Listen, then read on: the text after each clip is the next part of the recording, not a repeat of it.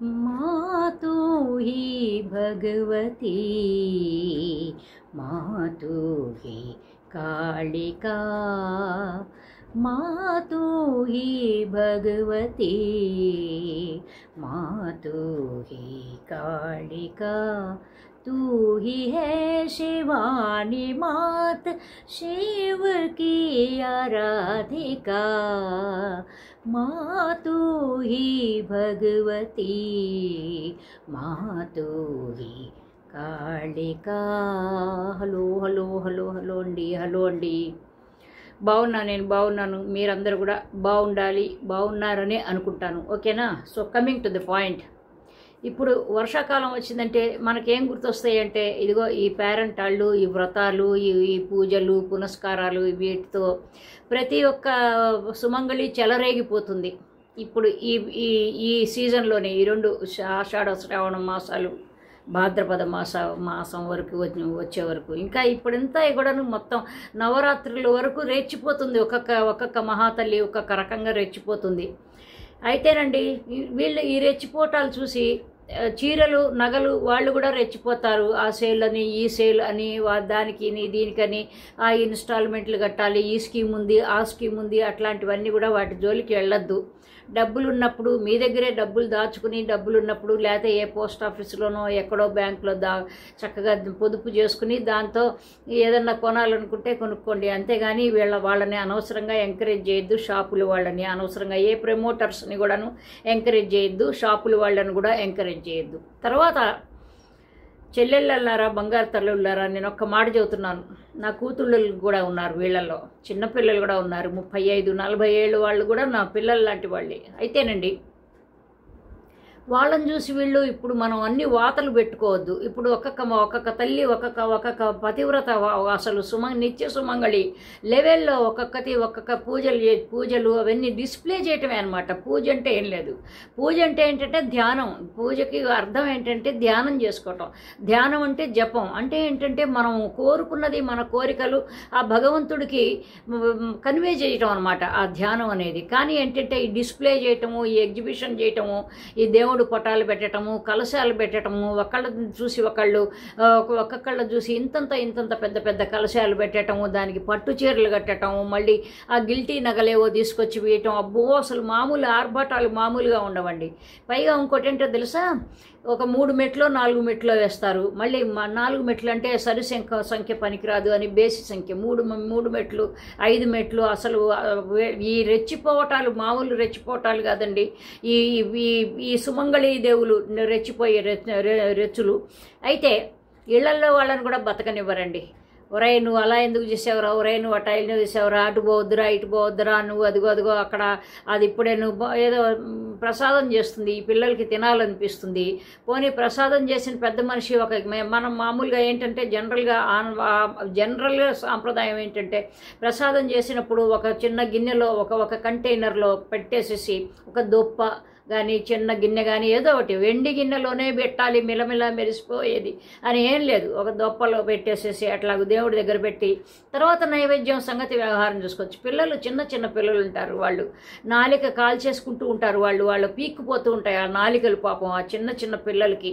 వాళ్ళకు కూడా ఏమి పెట్టకుండా మొత్తం ఇప్పుడు భగవంతుడు చేసి ఇప్పుడు మనము తింటూ కృష్ణార్పణమో దేవి అర్పణమో అని అనుకుని తినొచ్చు. అది కూడా నైవేద్యమే ఒక రకంగా చెప్పాలంటే. కానీ ఒక కామన్ సెన్స్ లేకుండా పీక్కుంది నువ్వు ఇళ్లల్లో వాళ్ళని పీక్కు తింటాంగా, అక్కడ భర్తను కూడా పీక్కు తింటారు. అంటే ఇది వచ్చింది, ఈ పండగ వచ్చింది, ఇలా వరలక్ష్మి నో వచ్చింది, లేకపోతే ఇదిగో ఈ భాద్రపద మాసం నో వచ్చింది, లేకపోతే ఇదిగో ఆషాఢ మాసంలో ఏదో అనుకునే ఒక పర్టికులర్ అనుకోండి. అది రావటంతోనే ఏవో అక్కడ ఇన్స్టాల్మెంట్ అక్కడ అప్పులు చేసి ఇప్పుడు చేసి అక్కడ చేసి ఆ వెండి సామాను షాపుల్లో పోతారు. ఆ వెండి సామాను అంటే ఎక్కడో వాళ్ళు చూస్తారనమాట. ఆ వెండి సామాను చూసి అబ్బో మనం అసలు ఆవిడ ఫలానా సావిత్రి గారు, ఫలానా ఎక్స్ గారు, ఫలానా వై గారు, ఫలానా జడ్డు గారు ఆవిడ చాలా బాగా చేసింది, అబ్బో అసలు ఆవిడ మెల్లమెల్ల మెరిసిపోయింది. అసలు ఆ మెట్లన్నీ కూడా మెట్ల నిండా కూడా వెండి కంచాలు, వెండి చిన్న కటోరీలు, ఒక్కొక్క దానిలో రకరకాలుగా ఎన్ని సామాన్లు ఉన్నాయో అట్లాగూ రుచులన్నీ కూడా రకరకాలవి పెట్టేసింది ఆవిడ. ఒక్కొక్క దానిలో పాయసం, ఒక దానిలో వడ వడపప్పు, ఒక దానిలో అప్పాలు, ఒక దానిలో లడ్లు, ఒక దానిలో ఇంకొకటి ఏవో బియ్యపిండితో చేసేవి అని, ఇంకొక ఆవిడ ఏం చేస్తుందంటే బియ్యపిండితోనే ఒక ప్రమిదలాగా చేసి దానిలో ఒత్తేసుకుని అసలు ఈవిడికే మొత్తం తెలిసిపోయినట్టు, మొత్తం సాంప్రదాయాలన్నీ కూడా ఈవిడికే తెలిసిపోయినట్టు, ఇంకా ఎవరికి ఏమీ తెలియనట్టు, అసలు మొత్తం తనేదో మొత్తం దాన్ని ఎక్సెల్ చేసేసినట్టు, దాన్ని ఎక్స్పర్ట్ అయినట్టుగా రకరకాల దొప్పలు పెట్టేసేసి ఆ పిండి గిన్నె కింద ఇంకోటి ఏదో ఒక స్టీల్ బొచ్చో ఇత్తడి బొచ్చో ఏదో పెట్టి చాలా ఆగాలు అల్లరి చేస్తూ ఉంటారండి. ఇవన్నీ చూసి మీరు టెంప్ట్ అవ్వద్దు. అయ్యోయ్యో ఆవిడేదో మనకంటే ఎక్కువ చాలా ముందుకెళ్ళిపోతున్నది, చాలా పరుగు పందాల్లో ఆవిడ చాలా ముందుకెళ్ళిపోతున్నది, మనమే వెనకబడిపోతామని బంగారు తల్లులారా ఇట్లాంటివన్నీ కూడాను టెంప్ట్ అవ్వద్దు అంటా నేను. మనకి ఎంతవరకు మనకి వెసులుబాటు ఉందో మన పూజలకు కావచ్చు, మనకి ఆర్థికంగా కావచ్చు, ఆర్థికంగా ఉన్నా ఇంతంత చేయక్కర్లేదు. ఎందుకంటే మనకి ఇంట్లో పనులుంటాయి, బాధ్యతలు ఉంటాయి. ఇవన్నీ వదిలేసి మనం ఏదో సన్యాసాశ్రమంలో చేసిన ఆశ్రమంలో ఉన్నట్టుగాను, ఆశ్రమ ధర్మంలాగా చేసినట్టు, ఏదో మనం యోగులు అయినట్టు, లేకపోతే సోమయాజులు సోమిదేవమ్మలు అయినట్టు అవసరం లేదు. మనం మామూలు మనుషులమే. మనమేమి సన్యాసులం అయిపోవాల్సిన అవసరం లేదు. ఏదో దేవుడికి చక్కగా ఇప్పుడు నేను డిస్ప్లే చేశాను కదా, ఆ థంబ్నెయిల్లో పెట్టాను కదా, ఆ ఫోటో సింపుల్గా ఉండాలి అంతే. ఏవో ఆ వ్రతాలు అవి ఇవి సరే శుక్రవారం నాడు ఏదన్నా ఒక వ్రతం చేసుకోవాలి, వరలక్ష్మి వ్రతం అంటే ఏం లేదు, కొంచెం తొందరగా లేచి కాస్త వడపప్పు పాయసం ఏవో చేసుకుని కాస్త శుభ్రమైన బట్టలు కట్టుకుని కాస్త మంచిగా ఫ్రెష్గా, అంటే ఏంటంటే పువ్వులు కూడా ఏంటంటే దొంగతనంగా చేసుకుని చాలామంది పువ్వులు దొంగతనం వాళ్ళ పెరట్లో నుంచి వీళ్ళ పెరట్లో నుంచి ఆ గోడ మీద నుంచి ఇట్లా దొంగతనం చేసి, అంటే ఈ కాంపౌండ్ వాళ్ళలో నుంచి గోడ మీద పడుతున్నది అనుకోండి, ఆ రోడ్డు మీద ఉన్నది ఆ గోడ, అక్కడి నుంచి ఆ రోడ్డు మీద నుంచి ఎగబాక్కుంటూ వచ్చి ఆ గోడ దాకా వచ్చేసి అవన్నీ పువ్వులు తెగ్గొట్టుకుని చండాల పనులు చేస్తూ ఉంటారు, చాలామంది ఆడవాళ్ళు చేస్తూ ఉంటారు. అయితే అట్లాంటివన్నీ చేయకుండా చక్కగా ఏవో మామూలుగా పుష్పాలు కొనుక్కోవటమో, లేకపోతే పుష్పాలు లేకపోతే మాల దొరుకుతుంది, మాలలు కొనుక్కుని దాన్ని అవి మొత్తం పుష్పాల్లాగా విడదీసి దారం తీసేసి మొత్తం ఇట్లా మొత్తం ఏదో జాగ్రత్తగా ఇట్ట చేయక్కర్లా, మొత్తం ఇలా దూసి పడేస్తే మొత్తం పువ్వులు వస్తాయి. ఆ రేకులు గీకులు అవన్నీ కూడా చక్కగా పెట్టాలి, ఆ కాడలు గీడలన్నీ తీసి పారేయాలి, అంతే సింపుల్. అవి దేవుడికి పెట్టేసి చక్కగా ఒక అగరబత్తి పెట్టి ఒక దీపం పెట్టి, ఏదో అక్కడ ఒక దీపం ఇక్కడ ఒక దీపం ఇక్కడొకటి అక్కడొకటి ఇట్లా రెండు అవసరం లేదండి, ఒక దీపం పెట్టేసేయండి చాలు. అదే కృష్ణార్పణ అనుకోండి. మనకి దీపాలు, మనకి ఆత్మ అనేది ఒకటే దీపం ఉంటుంది. ఇక్కడ ఒక దీపం, ఏదో అక్షోజలాలు రెండు ఉన్నట్టుగా, ముక్కులు రెండు ఉన్నట్టు, కళ్ళు ఉన్నట్టుగా, ఇవన్నీ చెవులు రెండు ఉన్నట్టు దీపాలు రెండు పెట్టాలి అనేది శాస్త్రం ఏం లేదండి. ఒక దీపం పెడితే చాలు. అది కూడా ఏంటంటే తమసోమా జ్యోతిర్గమయ అంటారు కదా, అట్లాగూ చీకటిలో ఒక దీపం పెడితే అది మనకి వెలుతురిచ్చేలాగాను, అట్లాగూ భగవంతుడు అనే దగ్గర ఒక దీపం పెడితే మనకి అజ్ఞానం పోయి జ్ఞానం వచ్చేలాగా అనమాట. అంతేగాని ఏదో దేవుడి కోసం అక్కడ ఏదో పెట్టేస్తే దేవుడికి అక్కడ వెలుతురులో విరజిమ్మిపోతున్నాడు అని అట్లా ఏం లేదు.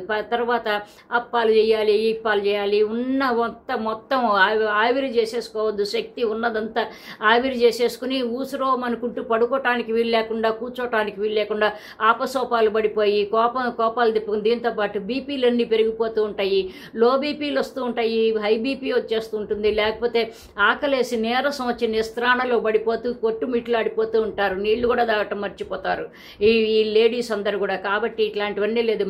మన డే టు డే లైఫ్ ఎలా సాగిపోతుందో అలా సాగిపోతూ ఊరికే ఒక అరగంట సేపు దేవుడి దగ్గర చక్కగా ఒక ధ్యానం తీసుకోండి. ఓకే, ఆ రోజు శుక్రవారం అయిందే, అంత పనులన్నీ చేసుకున్న తర్వాత సాయంకాలం చక్కగా జపం చేసుకున్నా, అమ్మ నేను ఇవాళ శుక్రవారం నేను పూర్తిగా చేయలేకపోయానేమో, నేను పూర్తిగా ఎలా చేయాలనుకున్నానో అలా చేయలేదు, కానీ ఇదిగో ఓం ఐం హ్రీం క్లీం చాముండాయే విచ్చే, ఓం ఐం హ్రీం క్లీం, లేకపోతే దేవి అయిన మహా ఓం, మహాకాళి అయిన మహా ఓం, ఏదో ఒకటి దుర్గా అయిన మహా ఓం, ఏదో ఒకటి 108 సార్లు చేసుకుని ఒక చక్క దండం పెట్టుకుని మళ్ళీ దేవుడి దగ్గరికి వెళ్ళి చక్కగా హాయిగా దండం పెట్టుకుని హాయిగా దీపం వెలిగించేసి హాయిగా ఇంతే.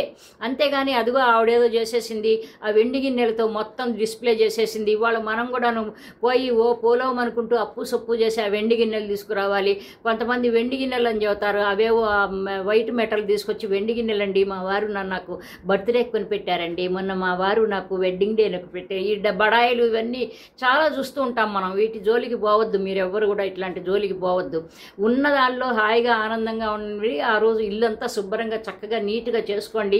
ఇల్లంతా బాగా చక్కగా అందరూ కలిసి పిల్లలకు కూడా చెప్పండి, పిల్లల చేత కూడాను పక్కలన్నీ కూడాను మంచిగా శుభ్రంగా మంచి ఉతికిన దుప్పట్లు వేసుకోండి. చక్కగాను ఇంట్లో అంతా కసువులన్నీ జిమ్మేసుకుని చక్కగా ఎక్కడ చెత్త చెదారం లేకుండాను బట్టలు కుప్పలు లేకుండా నీట్గా చేసి ఎక్కడ క్లీన్గా ఉంటే అక్కడే దేవుడు ఉంటాడు. అంతేగాని ప్రత్యేకంగా దేవుడు ఏదో వచ్చే ఆ రోజునే శుక్రవారం నాడే వచ్చేస్తాడు. దేవుడు ఇంకా ఎక్కడా ఎప్పుడూ లేదు, ఆయన ఎగ్జిస్టెన్సే లేదు, ఆవిడ ఉనికే లేదు అని అనుకోవటం మన పొరపాటు, మన అజ్ఞానం. దేవుడు ఎప్పుడు ఎక్కడ, ఇప్పుడు నేనున్నాను, దేవుడు ఇక్కడ కూడా ఈ పరిసర ప్రాంతాల్లో కూడా ఉన్నదే అని అంటా నేను. కాబట్టి ఏంటంటే దేవుడు సర్వాంతర్యామి అంట, ఆ రోజునే అక్కడే వస్తుంది అనేది. కాబట్టి ఏంటంటే కాస్త సెన్సిబుల్గా ఆలోచించండి చెల్లెళ్ళల్లారా, బంగారు తల్లుల్లారా. అంతేగాని వాళ్ళతో వీళ్ళతో పోటీలు పడితే డబ్బులు నాశనం అయిపోతాయి, మన శక్తి నాశనం అయిపోతుంది, మనకి సహనం పోతుంది, మనకి కొంచెం ఆత్రం వచ్చేస్తుంది, అసూయ ద్వేషాలు వచ్చేస్తాయి. ఇవన్నీ రావద్దంటే వాట్ వీఆర్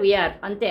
మనం ఏంటో మనం అంతేగాని ఫలానా ఆచమ్మ పోచమ్మ ఫలానా సావిత్రమ్మలాగా మనం అవలేము, ఫలానా సక్కుబాయిలాగా మనం అవలేము, లేకపోతే ఫలానా సుగుణంలాగా మనం అవలేము, మనలాగా ఆవిడ అవలేదు. అంతకంటే ఇంతే. మనకి ఎంత రాసి పెట్టుందో, ఎంత మనం కోరుకుంటామో, ఎన్ని కావాలనుకుంటామో అంతే వస్తుంది తప్ప అది కూడా నువ్వు ఒక పద్ధతిగా కోరుకుంటేనే వస్తుంది, ఒక పద్ధతిగా కోరుకోకపోతే రావు. ఏవో కోరికలు అందరికీ ఉంటాయి, కానీ అందరికీ ఎందుకు నెరవేరటం లేదు అంటే పద్ధతిగా వాళ్ళు కోరుకోవటం లేదని చెప్తాను. కాబట్టి ఆ వ్రతాలు, ఆ పువ్వులు, లేకపోతే అదిగో ఆ పిండి వంటలు, ఈ చెత్త చెదారాల్లోకి వెళ్ళొద్దు. హాయిగా రోజులాగే చేసుకోండి. కాకపోతే ఆ రోజున ఒక పాయసం, లేకపోతే బయట నుంచి స్వీట్ షాప్ నుంచి స్వగృహ స్వీట్ షాప్లో కూడా చాలా మంచి దొరుకుతుంటాయి. స్వీటో ఏదో తెప్పించుకుని, ఏ హల్వానో తెప్పించుకుని అమ్మవారికి నైవేద్యం పెట్టండి, మీరు కూడా తినండి, పిల్లా జల్లంతా. ఇంతకంటే పుణ్యం పురుషార్థం ఇంతకంటే గొప్ప వ్రతం ఏమీ లేదంటానండి నేను.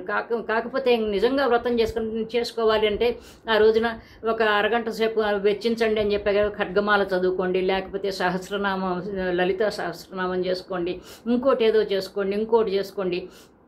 ఇట్లా ఏదో సింపుల్గా ఉండే ఏదో చేసుకుపోతే హాయిగా ఆనందంగా ఉంటుంది, మనకి ఆత్మ సంతృప్తిగా ఉంటుందన్నమాట. సో అదేనండి సంగతి. కాబట్టి ఎక్కువ హైరాణ పడిపోవద్దు. ఈ పూజలు వీటితో అనవసరంగా బీపీలు తెచ్చుకోవద్దు, ఇంట్లో అల్లకల్లోలం చేసుకోవద్దు, ఇంటిని నరకం చేసుకోవద్దు. ఇంకొక మంచి టాపిక్తో మళ్ళీ కలుద్దాం. Bye, love you all, bye.